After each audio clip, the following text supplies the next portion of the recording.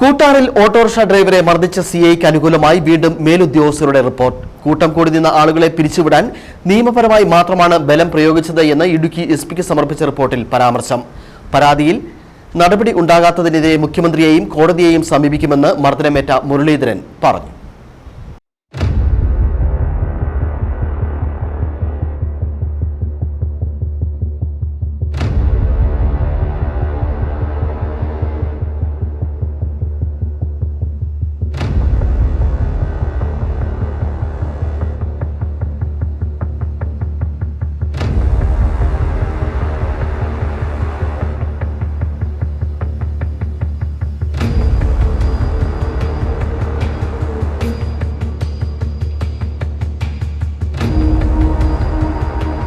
പുതുവത്സര ദിനത്തിൽ കൂട്ടാറിൽ മദ്യപിച്ച് കൂട്ടം കൂടി നിന്ന ആളുകളെ പിരിച്ചുവിടുന്നതിനിടയിൽ മുരളീധരന് മർദ്ദനമേറ്റുവെന്നാണ് കട്ടപ്പന ഡിവൈഎസ്പിയുടെ റിപ്പോർട്ട്.